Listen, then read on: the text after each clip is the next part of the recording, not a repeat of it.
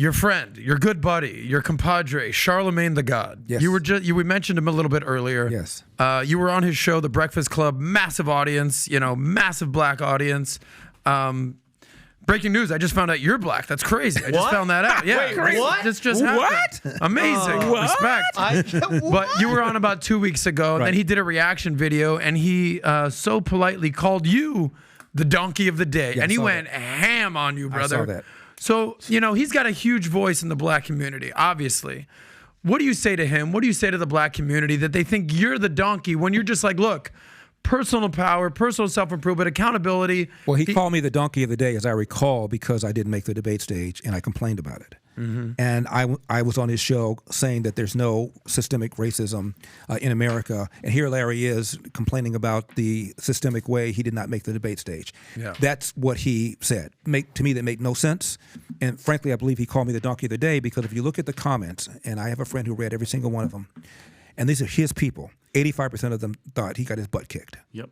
Yeah. So would you go back again? Oh, absolutely. In fact, I'm tentatively scheduled to go back. How do you win over not only Charlamagne, but the people who think like Charlamagne? Because there's millions of them. Tell the truth. Yep. Tell the truth. But they say you can't handle the truth. I've been doing this for 40 years, what you guys are doing, been for 40 years. And I've noticed something. When somebody calls up, and I always took pride in taking people who disagreed with me, no one in the middle of a conversation is going to go, you know what, you're right. Yeah. I've had an epiphany. It's the person who's driving, who's listening that I'm talking to. And so I know that Charlamagne, the guy's not going to go, Larry, I never thought about this. And you're right. There is no systemic racism. I need to rethink my assumptions. He's not going to do that. But his listeners will. And if you look at the comments, many of them have.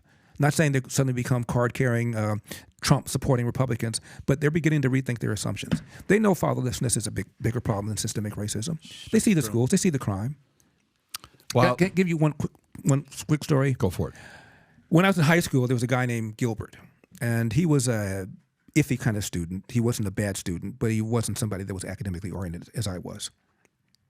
I told you my dad used to have a cafe, and I didn't like working for him. So when my dad and I stopped talking to each other at 15 years old, I decided to get me a job in the summer with the county, LA County. You had to go downtown and take this big test. It must have been 300 or 400 people. This is in the late 60s. Most of the people there were white.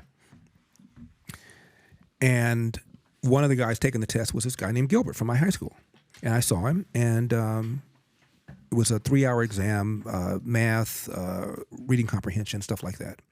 And then you had to go out in the hall, and then they grade the paper, and you come back in. So I see Gilbert. He goes, "Hey, Larry, what's up?" I said, "What's going on, Gilbert?" He said, "Watch out. They're going to get us."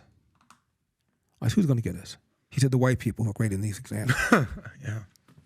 I said, "They're going to get us?" He said, watch them flunk us." So we go back in, about 300 people, as I said. They call out your name if you are to remain, meaning you pass the test. And then they would give you a bunch of options for jobs. And if you didn't get your name called, you had to leave. So I'm sitting there calling off the names. Of course, my name was called, as were the names of a number of black people. And then you hear a screeching of chairs as the people who weren't called get up to leave. So Gilbert walks right by me, and he says, as he sees me sitting there, obviously my name was one of those who was called, who was named. He said, "What did I tell you?" How can somebody make an argument that white people are going to flunk black people? I'm black. I'm sitting there. I'm not flunked. And he walks by me and he says, "What did I tell you?" This is the mentality. This is an illness. And a lot of black people have that. We have to raise our game. I remember the dream team in the Olympics, because we began losing matches. We can't send college kids anymore and expect to win. 92. So the dream team crushes everybody. Well, now we still send the best. We don't crush people anymore. It's competitive now because the rest of the world raised their game. They didn't lower the hoop. They didn't widen the hoop.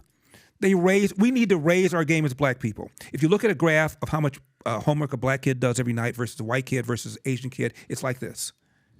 If you don't put in the time, you're not going to get the results. We have to stop bitching and moaning and whining about systemic racism and raise our effing game. That's what I'm all about. So if you like this clip and you want to watch another one, click right here. And if you want to watch the entire podcast, click right here.